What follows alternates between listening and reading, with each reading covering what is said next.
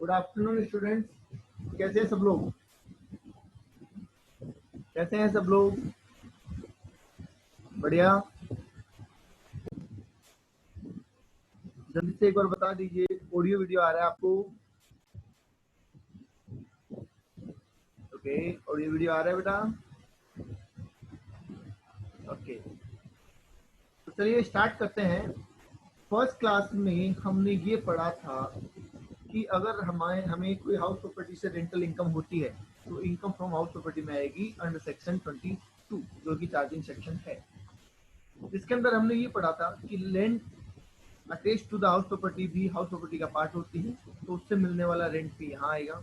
पर अगर कोई खाली जमीन है तो उससे मिलने वाला किराया अदर सोर्स में चला जाएगा। उसके बाद हमने ओनरशिप की बात करी कि ओनरशिप में होना जरूरी है, चाहे वो फ्री होल्ड ओनरशिप हो चाहे वो डीम्ड ओनरशिप हो, दोनों ही ओनरशिप में से किसी न किसी एक ओनरशिप का होना जरूरी है, तभी इनकम एचपी में कवर होगी, वरना इनकम एचपी में कवर नहीं होगी। ओके, नेक्स्ट हमने उसके बाद बात करी थी कि दो हाउस एसएससी के लिए as a self occupied tax free हो सकते हैं।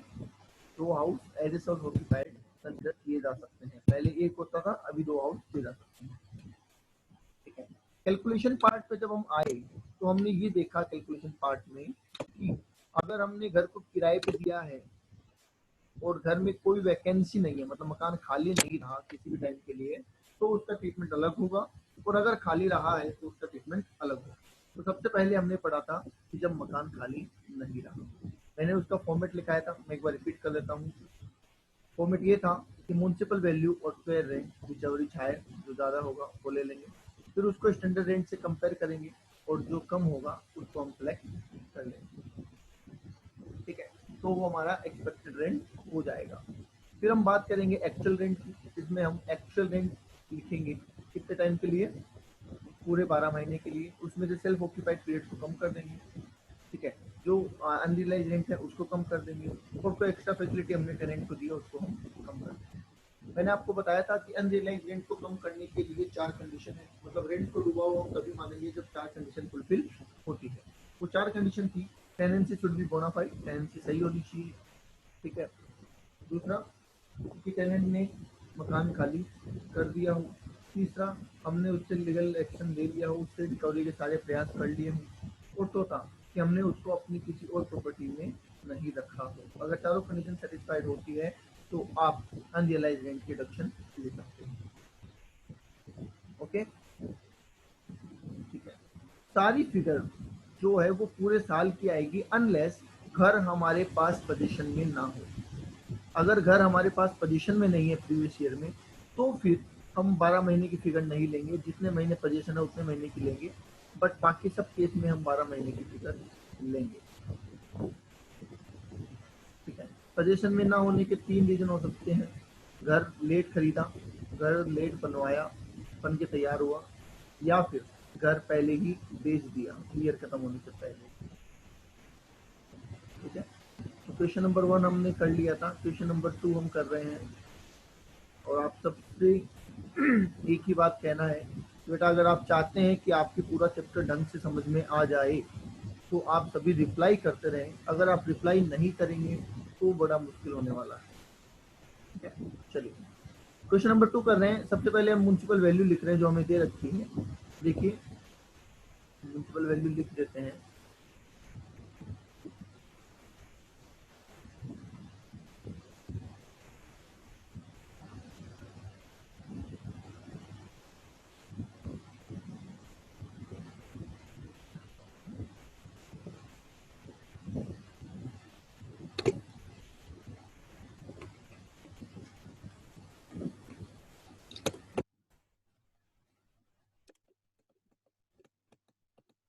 म्युनिसिपल वैल्यू हम लिख रहे हैं, और ध्यान रहे नीचे देखो लास्ट लाइन में क्या लिखा हुआ है। Period of previous year in months, 12 month 12 month 12 month 12 month 12 month, but H6 में लिखा है 10। इसका मतलब H6 वाला जो हाउस है वो हमारे पास पिछले साल 10 महीने ही था, मतलब जो एग्जिस्टेंस में था वही 10 महीने था। तो हाउस 6 में आपको सारी फिगर को प्रपोर्शनेट करना पड़ेगा। बाकी सब में आप पूरी फिगर लिख सकते हैं। ठीक है, यहाँ पे 120, यहाँ पे 130, 140, 150, 160 और 180। 80 नहीं लिखेंगे, 180 12 महीने का है, तो आप क्या करेंगे, इसको प्रोपोर्शनेट करेंगे 11 महीने। बोलो कितना आ रहा है। मैं आंसर छिपा देता हूँ ताकि आपको आंसर ना दिखे। आंसर हटा दिया मैंने। बोलो 11 महीने का कितना आ रहा है। रिप्लाई 150 आ रहा है, तो मैंने 150 लिख दिया। ठीक है, म्युनिसिपल वैल्यू के बाद हमें फेयर रेंट लिखना है। फेयर रेंट दे रखा है हमें 105। ठीक है, 115, 135, 155, 175, 168। और 168 तो 12 महीने का होगा, ये होल ईयर लिखा है ना, तो इसको भी 11 महीने में कन्वर्ट करके बताओ कितना आता है। 168 को भी 11 महीने में कन्वर्ट करके बताओ कितना आता है।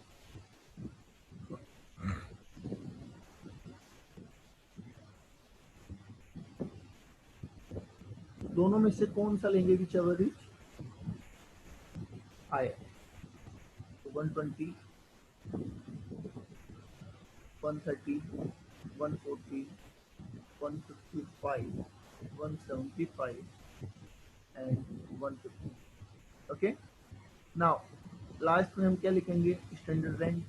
स्टैंडर्ड रेंट दे रखा आपको, not applicable. Not applicable, N A का मतलब है नॉट अप्लीकेबल। ठीक है, मतलब नहीं है। ठीक है, तो है नहीं तो जीरो नहीं लेना, डैश ले सकते हैं आप, वो नॉट अप्लीकेबल भी लिख सकते हैं, जितनी चलेगा। 135, 180, 165, अगेन 144 को आप कन्वर्ट करेंगे 11 महीने में, 132 आएगा आई थिंक। ओके, इनमें से आप लेंगे whichever is lower and that will be your expected rent. 120 कौन सा रहा बेटा, 120, 120 होगा। 144 करोगे आप 12 महीने से डिवाइड,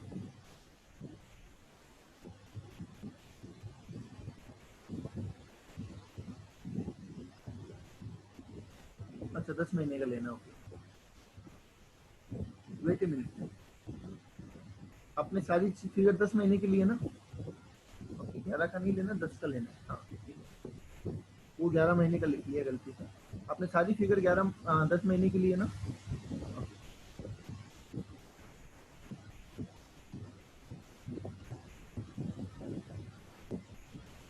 सारी फिगर 10 महीने की ही लिखवाई है ना बेटा, एक बार चेक कर लेना कहीं उसमें गड़बड़ ना हो। अभी मैंने गलती से 11 महीने बोल दिया था।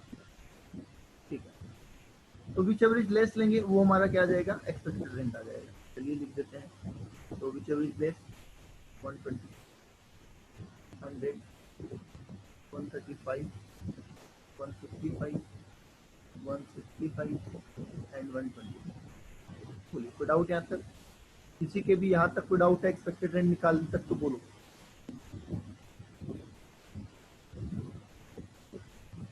नहीं है, तो हम बी लिख देंगे, ए आर आर, क्योंकि कोई एडजस्टमेंट नहीं है ना।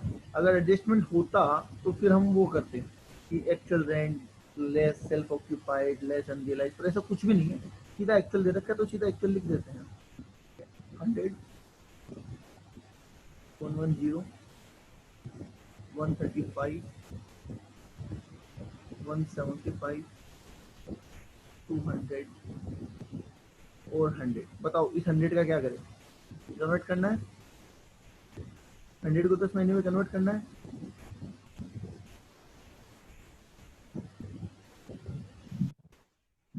नहीं करना है, क्योंकि ये तो ऑलरेडी 10 महीने का ही है। क्वेश्चन की लैंग्वेज को बड़े ध्यान से समझ लेना, यही पे मार्क्स खा जाओगे। हाउस प्रॉपर्टी जितना इजी लगता है, इसके क्वेश्चंस में उतना ही फंस जाते हैं आप, अगर आप इसकी लैंग्वेज ढंग से नहीं पढ़ेंगे। ए और बी दोनों आ गए आपके पास, विच एवर इज हायर आप सेलेक्ट करेंगे और जो हायर होगा that will be your GAB। तो 120, 1110, 135, 175, 200 और 120। कोई किसी के कोई डाउट हो यहाँ तक तो पूछ सकता है।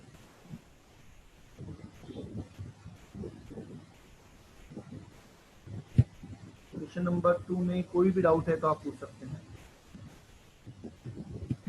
तो डाउट 2 का 2 में ही पूछें, 3 में जाने के बाद 2 का डाउट ना पूछे बेटा, आप भी परेशान होंगे, मैं भी होंगे। अब 2 में कोई भी डाउट है आप 2 मिनट लीजिए, 3 मिनट लीजिए, 3 में जाने के बाद 2 का डाउट ना पूछे।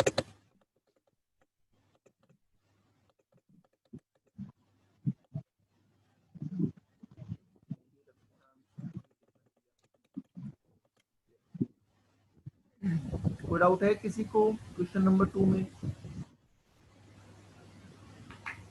नहीं है तो अच्छी बात है। तो एक चीज मैं आपको और समझा दूं पहले, रुक जाओ बेटा, सारी करवा दूंगा, कोई बात नहीं, सारे करवा दूंगा। देखो एक चीज समझना, आपको लिखा हो एक्चुअल रेंट, सिर्फ इतना लिखा है, तो ये कौन से पीरियड के लिए, पूरे साल के लिए है या सिर्फ उतने पीरियड के लिए जितना पीरियड मकान लेट आउट है? अगर आपके क्वेश्चन की लैंग्वेज में लिखा है एक्चुअल रेंट, महीने के लिए है या उतने टाइम के लिए जितने टाइम मकान किराए पे?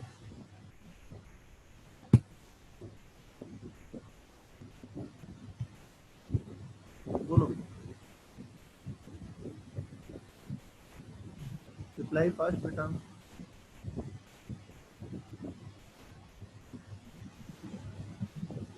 अगर क्वेश्चन में लिखा है एक्चुअल रेंट, एक वर्ड लिखा है, मैं वर्ड समझाना चाह रहा हूँ आपको, तो उस वर्ड का मतलब क्या होगा? क्या आपको एनुअल रेंट दे रखा है, सालाना रेंट दे रखा है, या फिर उतने टाइम का जितने time house property let out है?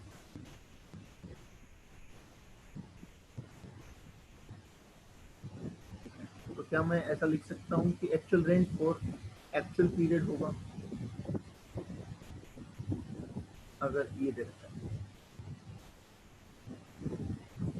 एनुअल रेंट, ये दे रखा है तो एनुअल रेंट दे रखा है तो 12 मंथ्स का होगा।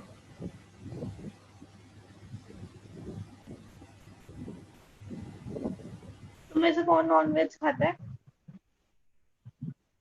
मीनल बेटा माइक ऑफ कर लो आपका। क्या क्या खाया नॉन वेज में? मुझे बोल रहे हैं आप? मुझे भी ट्राई करना है। मैंने अब तक सिर्फ चिकन बर्गर खाया है। बर्गर बर्गर मीनल मुझे तो अच्छा लगा। अब मुझे कुछ और ट्राई करना है, पर ये लॉकडाउन हो गया। मीनल ट्राई आराम से कर लेना बेटा, माइक ऑफ कर लो।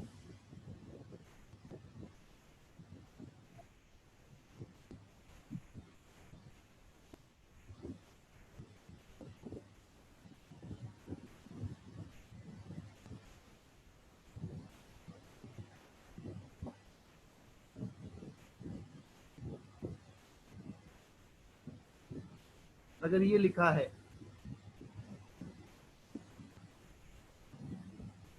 Actual rent if property let out through out the year, तो उसका मतलब भी कितने महीने से होगा?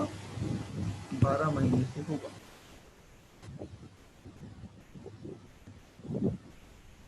ओके,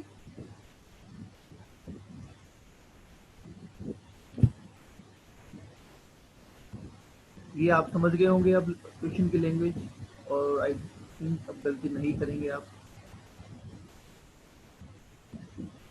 क्वेश्चन नंबर 3 पे चलना है।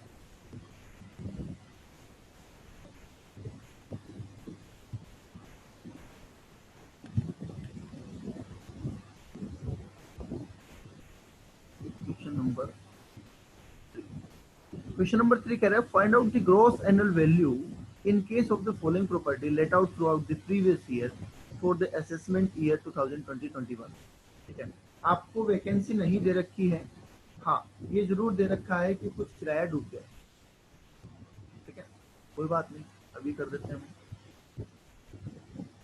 बोलिए, सारे हाउस करवा दूं या मैं एक हाउस करवा दूं बाकी आप कर लेंगे, ऐसा कर सकते हैं। सारे हाउस करवा दूं या फिर मैं एक हाउस का कराऊं बाकी आप कर लेंगे।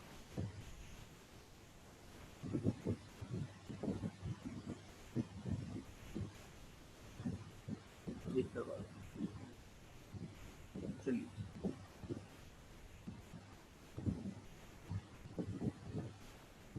एक काम करते हैं, दो मैं करवा देता हूँ, ठीक है, H1 H2 कर लेता हूँ।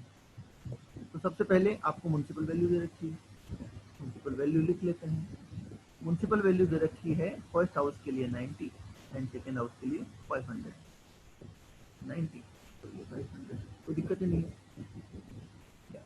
फेयर रेंट दे रखा है फर्स्ट हाउस के लिए 300, दूसरे के लिए भी 300। आपको क्या लेना है, है तो आप यहाँ लिखेंगे 300, यहाँ लिखेंगे 500, फिर आप लिखेंगे स्टैंडर्ड रेंट।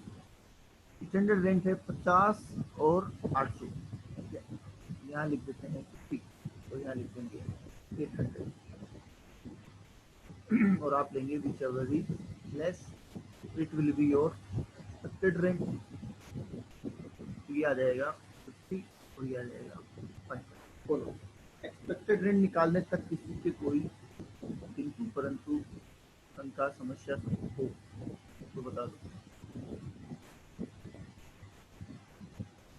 नहीं है। अब दूसरे पार्ट पे आते हैं जिसमें हमने लेना होता है एक्चुअल रेंट। अब एक्चुअल रेंट आपको दे रखा है, देखो कितने टाइम का, actual rent receivable per annum 12 महीने का लेना होता है हमें, यहाँ पे बताया हुआ आपको, सीधे 12 महीने का लेंगे आप पहले, विच इज 120 एंड 600। पर अभी ये आपका बी पार्ट पूरा नहीं हुआ है, इसमें से आप कम करेंगे क्या, लेस अनरियलाइज्ड रेंट। एक सवाल ये आता है कि सर जो रूल 4 की हम कंडीशन की बात करते हैं क्या वो सेटिस्फाइड हो गई, तो उसका जवाब ये है कि जब क्वेश्चन में कुछ ना लिखा हो तो आप ये मान के चलेंगे कि कंडीशन सेटिस्फाइड हो गई है। अगर स्पेशली लिखा हो कि कंडीशन सेटिस्फाइड नहीं हुई है तो आप लेस नहीं करेंगे। चलिए बता सकते हैं पहले हाउस में अनरियलाइज्ड रेंट कितना होगा, पहले हाउस में अनरियलाइज्ड रेंट कितना होगा, 2 मंथ्स का लिखा हुआ है, 2 मंथ्स का रेंट कितना होता है,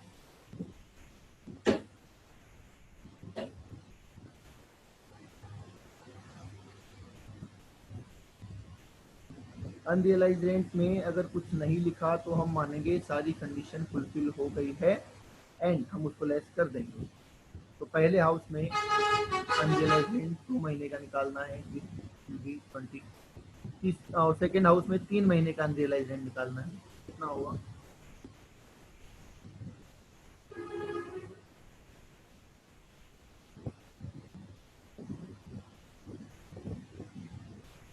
तीसरे हाउस में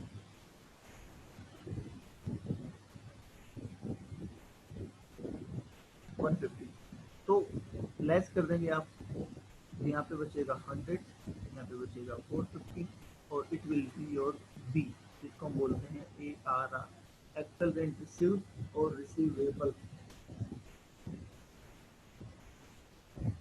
ठीक है। फिर बात आएगी ए और B, whichever is higher और दैट विल बी GAB। तो बताइए यहाँ पे आंसर क्या होगा, फर्स्ट हाउस का आंसर क्या होगा, फर्स्ट हाउस का आंसर क्या होगा 100 और सेकेंड हाउस का आंसर क्या होगा 500। फर्स्ट हाउस का आंसर 100 होगा एंड सेकेंड हाउस का आंसर,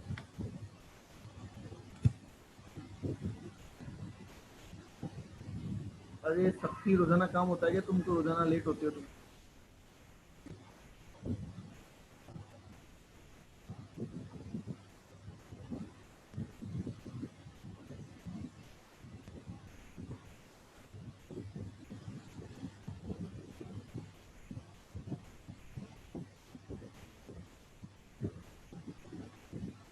बोलिए, आ गया समझ में? कौन से लिखवाए थे मैंने? आज वाले, अभी वाले?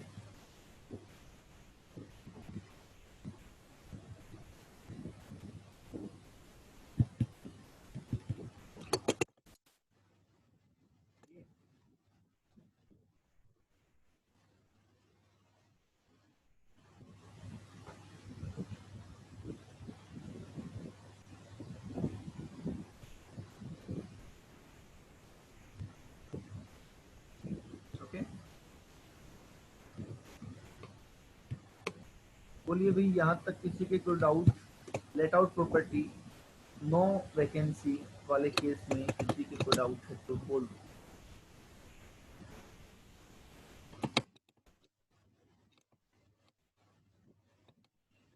नेक्स्ट क्वेश्चन हमारे सामने है, देख पा रहे हैं आप क्वेश्चन नंबर 4, जो कह रहा है when there is a vacancy, vacancy है तो भैया वैकेंसी है तो पहले तो हमें समझना पड़ेगा ना कि वैकेंसी वाले क्वेश्चन को करते कैसे, बाद में करेंगे, ठीक है ना? जब हमें पता ही नहीं है करना कैसे तो पहले क्वेश्चन कैसे करना। चलिए पहले हम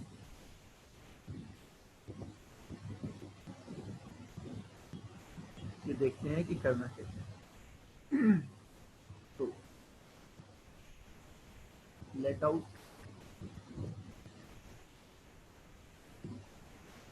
प्रॉपर्टी वैकेंसी पीरियड गिवन। अब देखो यहाँ पे क्या होगा, मैं आपको पूरा बता रहा हूँ, स्टार्टिंग से समझ लेना, ये सबसे ट्रिकी का पॉइंट है यहाँ पे इस चैप्टर का। आप इसकी जब कैलकुलेशन करेंगे ना तो यहाँ आपको चलना है और सबसे पहले आपको लिखना है म्युनिसिपल वैल्यू, फिर लिखना है एयर रेंट, दोनों में से लेना है आपको whichever is higher,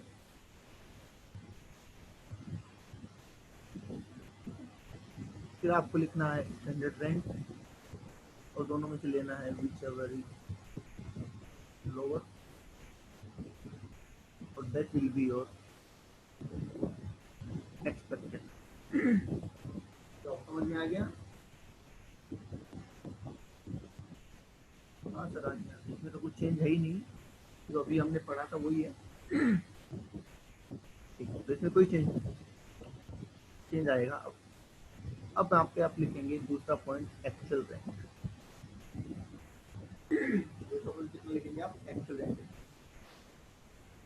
और एक्चुअल रेंट में अब आप 12 महीने का रेंट नहीं लिखेंगे, एक्चुअल रेंट में आप उतने महीने का रेंट लिखेंगे जितने महीने प्रॉपर्टी लेट आउट है, जितने महीने प्रॉपर्टी लेट आउट है उतने महीने का रेंट लिखेंगे।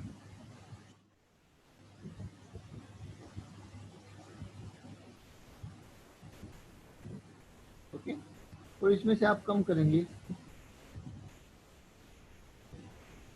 अनरियलाइज रेंट,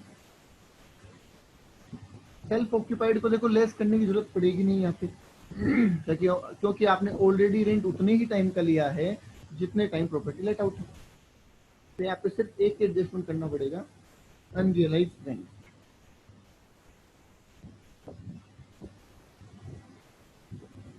तो ये आपके पास निकल के आ गया 10,000।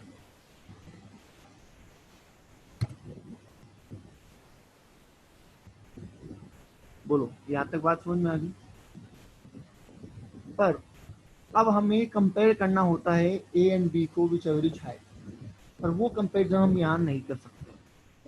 बताओ रीजन? जो हम सिंपल कंपैरिजन करते हैं A and B which average higher, वो हम यहाँ नहीं कर सकते। कोई रीजन बता सकता है क्यों?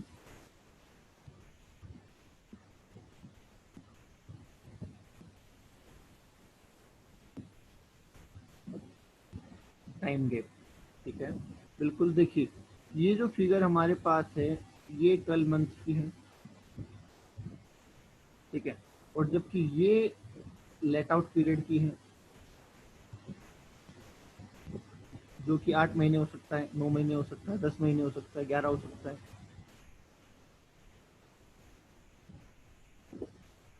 तो ये एक प्रॉब्लम है। तो इस प्रॉब्लम से निपटने के लिए हमें क्या करना पड़ेगा, ओनली फॉर कंपैरिजन पर्पस, मैं पहले ही बोल दूं, ओनली फॉर कंपैरिजन पर्पस, मतलब जो फिगर मैं आप लिखने जा रहा हूं वो कैलकुलेशन का पार्ट नहीं है, that is only for comparison, मतलब उसको आंसर में हम नहीं लेके जाते, वो कभी आंसर नहीं हो सकता फाइनल आंसर, बस वो सिर्फ कंपैरिजन में काम आएगा। तो आप यहाँ पे एक वैल्यू और फाइंड आउट करेंगे,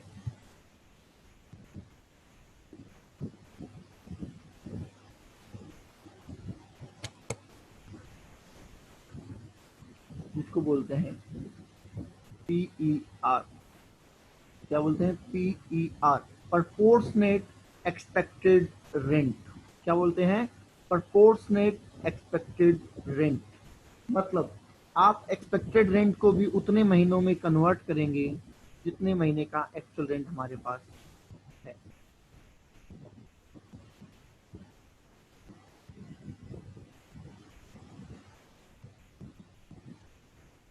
अगर एक्चुअल रेंट 8 महीने का है तो एक्सपेक्टेड को भी 8 में कन्वर्ट कर लो,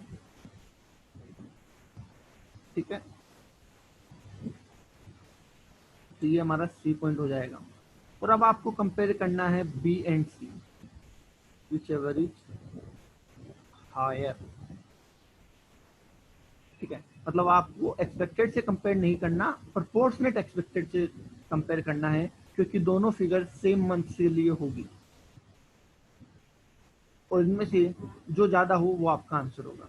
पर ध्यान रहे, अगर एक्चुअल ज्यादा है तो आप एक्चुअल लिख देंगे, no problem at all, but अगर प्रोपोर्शनेट ज्यादा है तो आप ए पॉइंट लिखेंगे, मतलब एक्सपेक्टेड रेंट लिखेंगे, ये नहीं लिखेंगे, और that will be your GAB, ठीक है।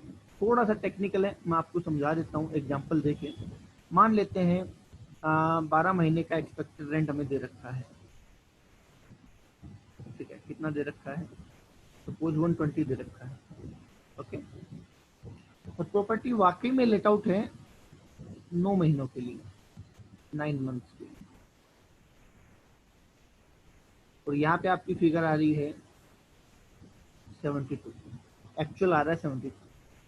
तो सबसे पहला काम क्या होगा बोलो हमारा? एक्सपेक्टेड रेंट 120 है, एक्चुअल रेंट 72 है, और 9 महीने का लेट आउट है। तो सबसे पहले हमें क्या करना होगा बताओ?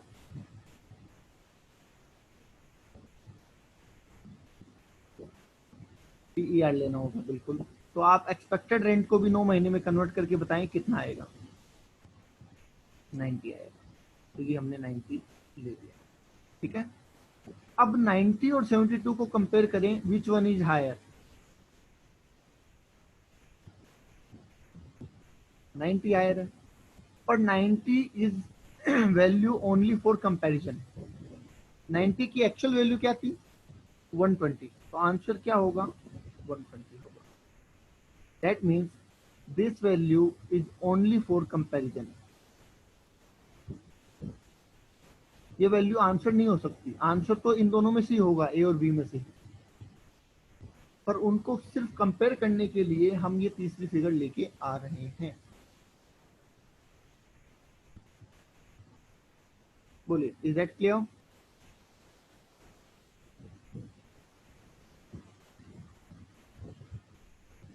Is that clear?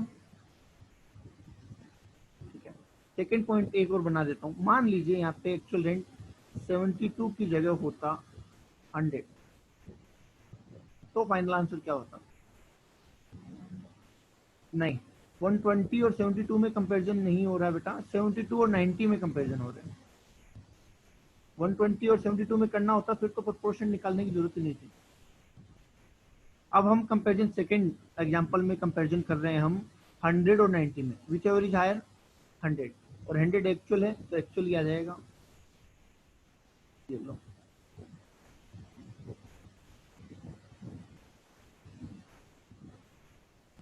बोलो, बात समझ में आ गई? कंपेयर हम बी एंड सी को करेंगे, आंसर ए और बी में से होगा।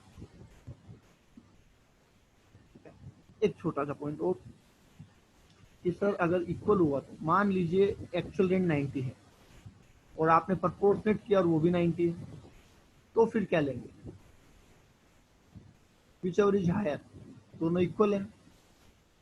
अब एक्सपेक्टेड लेते हैं तो 120 लेना पड़ेगा, और एक्चुअल लेते हैं तो एक्चुअल लेना पड़ेगा। तो हम यहाँ पे एक्चुअल लेंगे। जब ये दोनों इक्वल हो जाएंगे तो ARR को हम प्रेफरेंस देंगे। बोलो जी, बात समझ में आती है?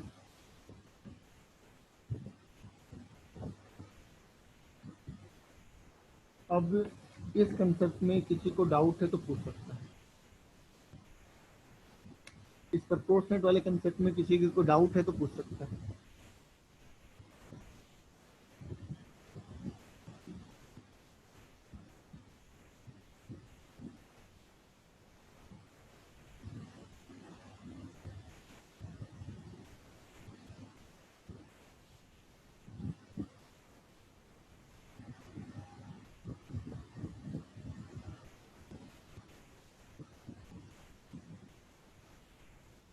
कंपैरिजन बी एंड सी में होगा, पर वैल्यू ए और बी की मिलेगी। भाई एक्चुअल फिगर तो ए और बी है ना। C is only for comparison, C is only for comparison. तो कंपेयर कर लिया हमने किसको? बी एंड सी को। तो बी सेलेक्ट होता है तब तो ठीक है, क्योंकि एक्चुअल वैल्यू भी वही है और सेलेक्ट भी वही हो रहा है। पर अगर सी सिलेक्ट होता है तो सी तो फिक्टिटियस वैल्यू है, तो उसकी जगह में क्या लेना होगा? ए लेना होगा।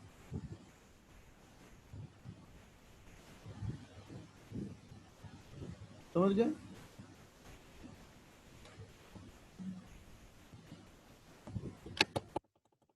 मैं तुमको एक एग्जांपल देता हूँ ना। मान लीजिए दो स्टूडेंट एग्जाम देने गए, दो स्टूडेंट एग्जाम देने के लिए गए। एक बार समझना बात को ध्यान से। दो स्टूडेंट का कोई कंपटीशन था, ऐसे मान लीजिए ए एंड बी, इन दोनों का कंपटीशन था। पर प्रॉब्लम यह है कि ए पैरालाइज्ड है। ठीक है, ए पैरालाइज्ड है, तो उसकी लिखने की स्पीड नहीं है, वो लिख नहीं पाता। तो एग्जामिनर ने कहा भाई अगर फेयर कंपटीशन करवाना है तो इसको लिखने के लिए एक पर्सन देना होगा हमें। बोलेगा ये, लिखेगा वो। तो मिस्टर सी को बिठा दिया गया लिखने के लिए। ठीक है, अब मिस्टर सी ने लिखा, जो ए ने बोला वो लिख दिया। बी ने अपना लिखा और दोनों की कॉपियां सबमिट हो गई। किस किस की सबमिट हो गई? जो सी ने लिखा ए के बिहाफ पे वो, और जो बी ने लिखा वो।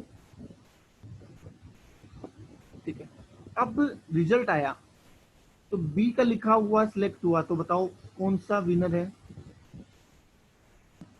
अगर बी की लिखी हुई कॉपी सेलेक्ट हुई तो कौन विनर है? बी विनर है। पर अगर सी की लिखी हुई कॉपी सेलेक्ट हुई तो विनर कौन है? ए विनर है, सी नहीं है। C is just a helping hand. तो वही यहाँ पे बोला गया है कि सी जो हम कैलकुलेट कर रहे हैं, that just for comparison, that can not be the final answer. Okay,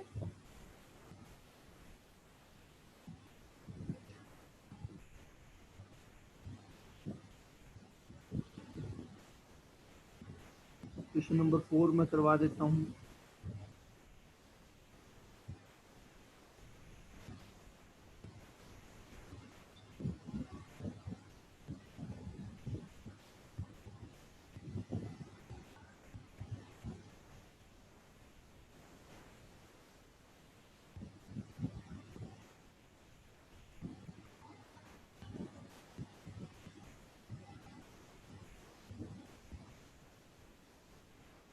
low ji, question आपके सामने है, सॉल्यूशन हम कर रहे हैं। सबसे पहले आपको म्युनिसिपल वैल्यू दे रखी है, लिख देते हैं, उससे तो कोई फर्क नहीं पड़ने वाला।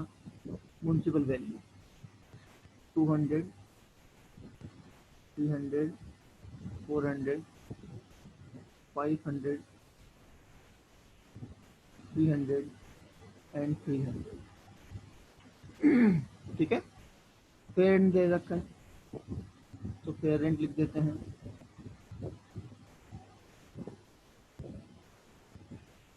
750, 180, 200, 400, 180, 200 एंड 400।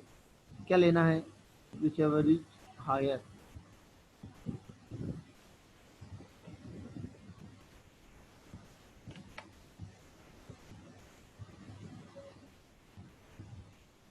तो आप ले लेंगे यहाँ पे 300, 600, 750, 500, 300 और 400, ठीक है। फिर आप लिखेंगे स्टैंडर्ड रैंक, जो कि दे रखा आपको 300, 180, 280।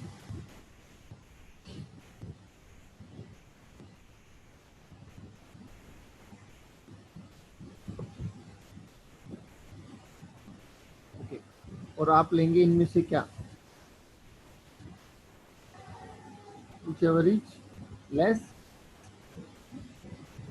तो आप लिखेंगे 300, 180, 280, 225, 250 and 250. It will be your expected rent. Okay, now अब आप लिखेंगे एक्चुअल रेंट पर एनम दे रखा है आपको, एक्चुअल रेंट पर एनम दे रखा है। तो लिख दूं मैं actual rent per annum, actual rent per annum दे रखा है, बोलो लिख दूं क्या?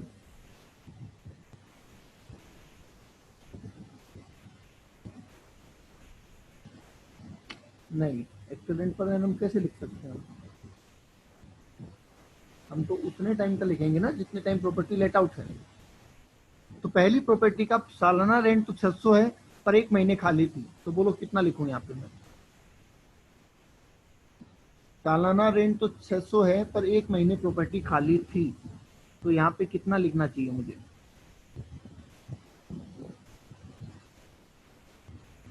यस, वेरी गुड, 550 लिखेंगे, क्योंकि 600 रेंट है 12 महीने का, हमें 11 का चाहिए, तो हमने 550 लिखा है। ये जानबूझ के इन्होंने पूरा दे दिया, अगर ये एक्चुअल देते तो हम एक्चुअल लिख लेते हैं।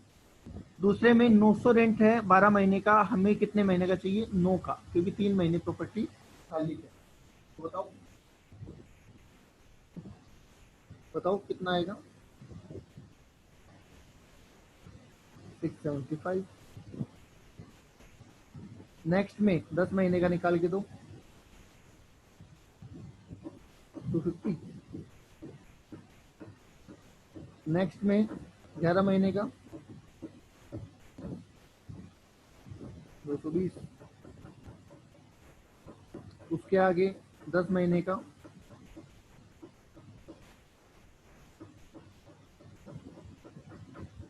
180, 180 आ रहा है क्या? और उसके आगे 175 किसका आ रहा है?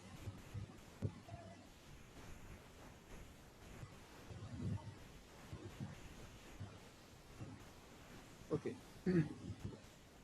अब हमें वैकेंसी का अलग से कुछ नहीं करना, हमें सिर्फ इतनी प्रॉब्लम है कि हमारा जो एक्चुअल रेंट है वो कम टाइम का है, जबकि एक्सपेक्टेड रेंट ज़्यादा टाइम का है।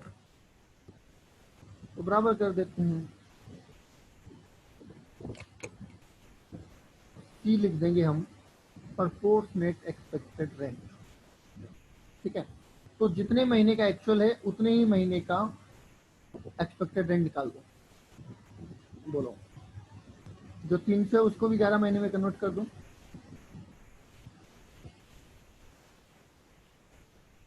एक्चुअल 11 का है तो 300 को भी 11 महीने में कन्वर्ट कर दो।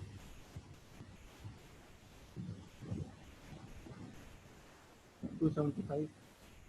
एक्चुअल 9 का है नेक्स्ट का, तो इसको भी 9 में कन्वर्ट कर दो, 180 को भी।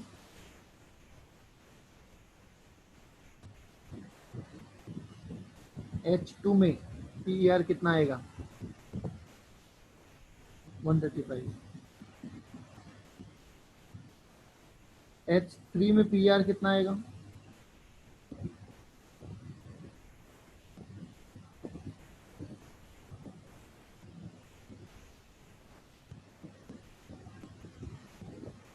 233.33, ऐसा आप राउंड ऑफ में ले लो, चलेगा। नेक्स्ट H4 में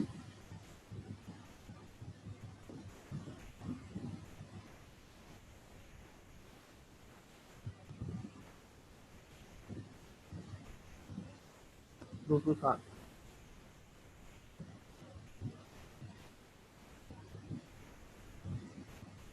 ठीक है, H5 में 206 है क्या?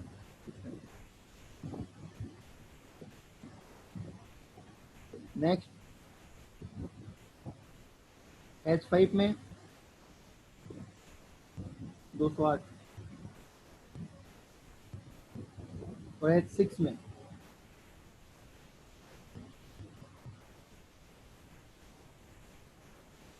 220। ओके, अब हम निकाल रहे हैं GAV।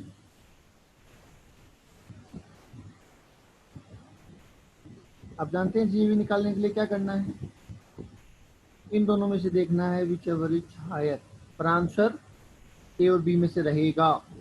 चलिए, विच एवर इज हायर 550, तो 550 ही आंसर हो जाएगा। आप ऐसा ध्यान रख सकते हैं कि अगर एक्चुअल सेलेक्ट होता है तो एक्चुअल लिख दो, पर अगर PER सेलेक्ट होता है तो उसकी जगह ER लिखना है। दूसरे में 675,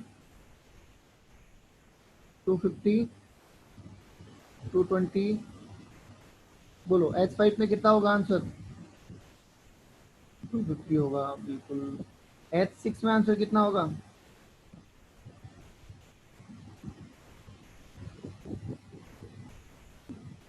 सारे आंसर आपके सामने हैं, मैं दोबारा रिपीट कर दूं। आप एक्चुअल और प्रोपोर्शनेट को कंपेयर करेंगे। अगर एक्चुअल ज़्यादा है तो एक्चुअल लिख देना है क्योंकि वही हमारा आंसर है, बट अगर प्रोपोर्शनेट ज़्यादा है तो उसकी जगह आप एक्सपेक्टेड रेंट लिखेंगे।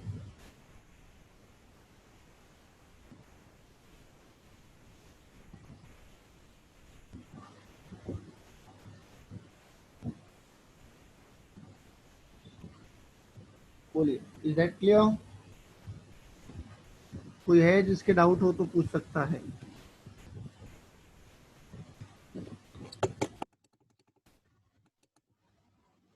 आंसर मैच कर सकते हैं आप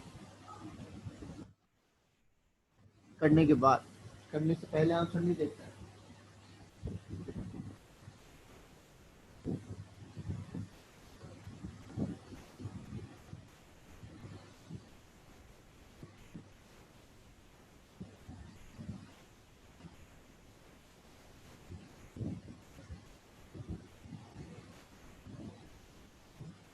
अगर एक्चुअल रेंट में पर एनम नहीं लिखा हुआ तो होता तब सोचो क्या होता। एक्चुअल पीरियड होता तो एक्चुअल लिख देते हैं, लिखना तो एक्चुअली है ना हमें। देखो क्वेश्चन में क्या दे रखा है डजंट मैटर, आप ये देखो आपको चाहिए क्या आंसर के लिए, वो चीज फाइंड आउट करनी है। क्वेश्चन वाला एक चीज को 10 तरीके से दे सकता है, पर हमें उससे कोई मतलब नहीं है। हमें ये जानना है कि हमें आंसर में क्या चाहिए और उसको लेके आना है। अब सामने वाले ने सीधा दिया हो तो सीधा लिख दो, सामने वाले ने उल्टा दिया हो तो सीधा करके लिख दो।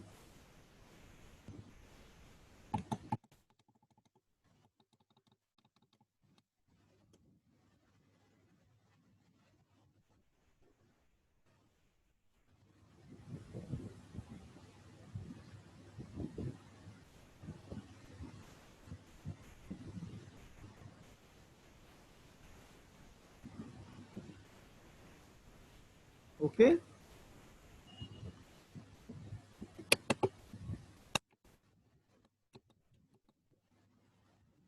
क्वेश्चन नंबर 5 पढ़ेंगे आप और बताएंगे मुझे कि आप कर सकते हैं या नहीं कर सकते। क्वेश्चन नंबर 5 पढ़ के बताएंगे कि आपको लगता है आप कर सकते हैं या नहीं कर सकते।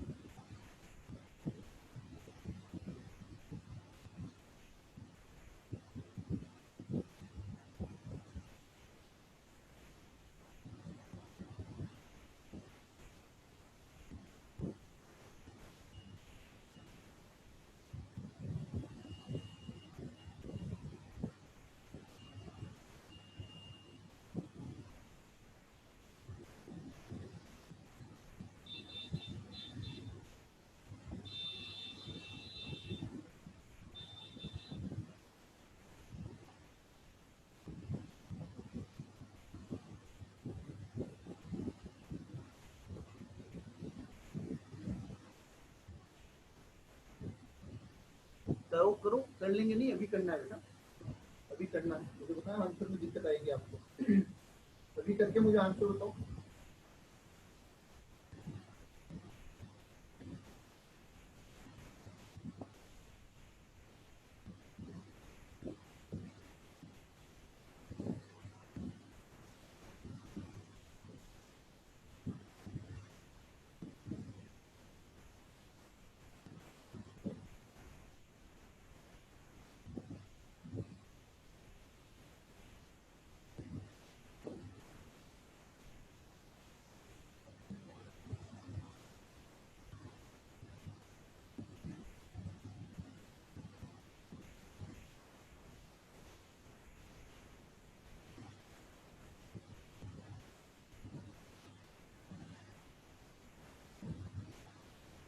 क्वेश्चन नंबर 5 अभी करेंगे आप।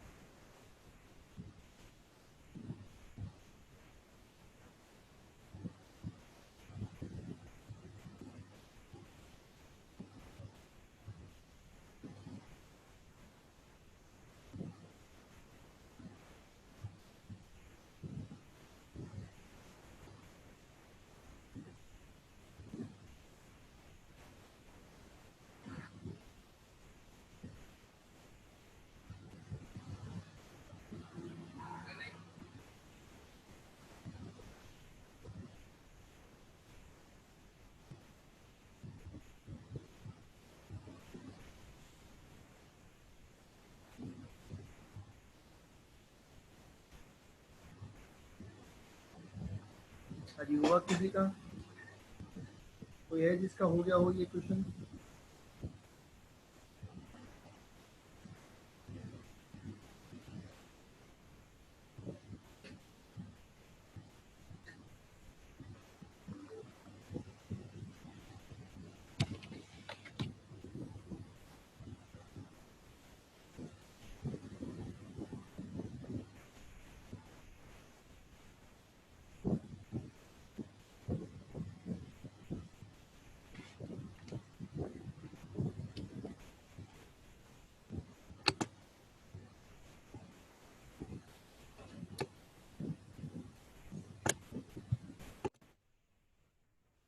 अभी हो गया क्या क्वेश्चन, बोलो जल्दी।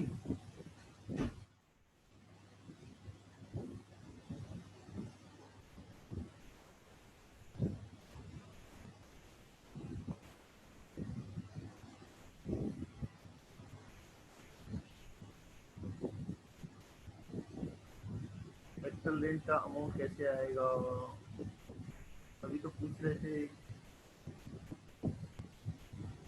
पता था ना बेटा, दिक्कत आएगी इसमें।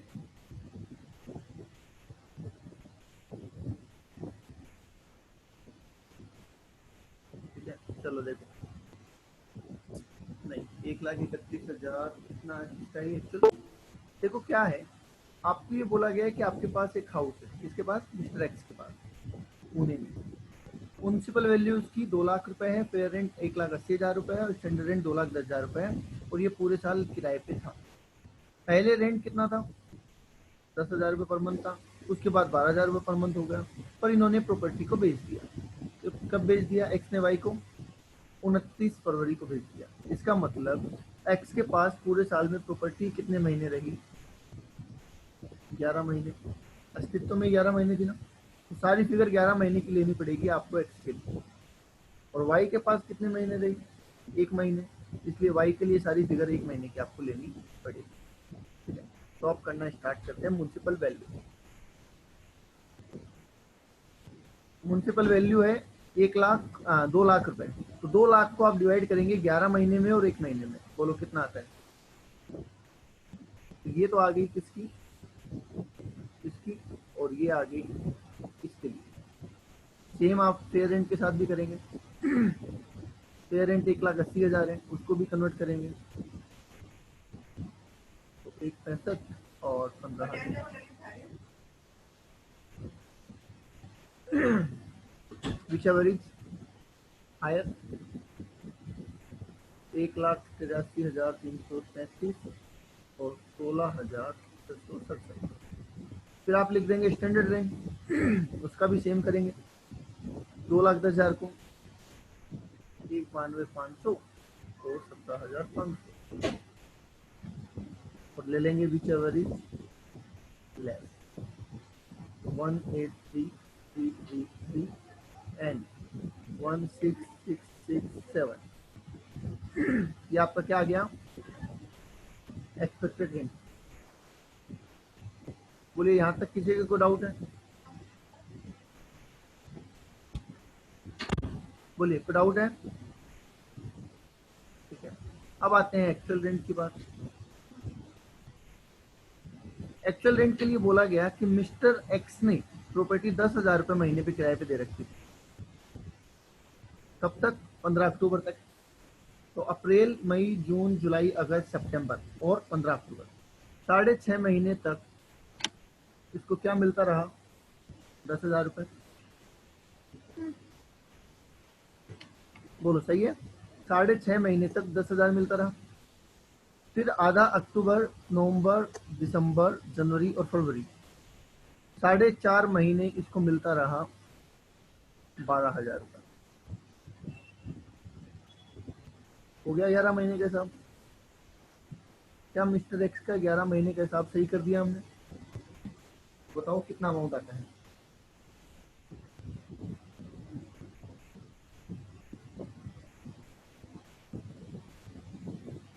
$1,19,000 बता रहे हैं। ठीक है, जबकि मिस्टर वाई की बात करें तो मिस्टर वाई को तो एक ही महीने का मिलेगा, और वो भी किस रेट से मिलेगा? 12,000 से। क्योंकि प्रॉपर्टी भी ट्रांसफर हो गई, किराएदार भी ट्रांसफर हो गया, क्योंकि लिखा है कि let out through out the year, पूरे साल किराए पे रहा। समझ गए? तो दोनों का एक्चुअल रेंट निकाल दिया हमने। कोई डाउट किसी के?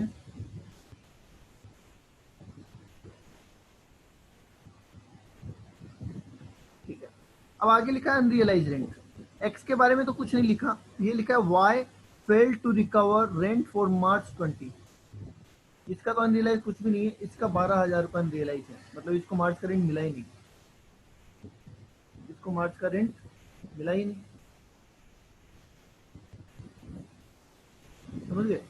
तो जब इसको मार्च का रेंट मिला ही नहीं, तो फाइनली जो ARR आई वो इसके लिए तो आ गई 1,19,000 और इसके लिए आ गई 0। इसको 1,19,000 रुपये मिले या मिलने वाले हैं, और इसको कुछ भी नहीं मिला। अब हमें चाहिए ए और B, whichever is higher. तब जाके हमारी GAV निकल के आएगी। तो यहाँ पे तो हो जाएगा 1,83,333, और जबकि यहाँ पे हो जाएगा 16,000।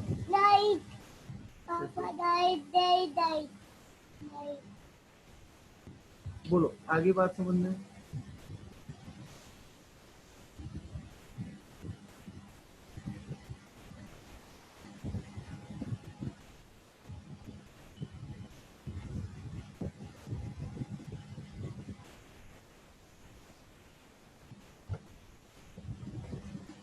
किसी को डाउट है तो बोलो।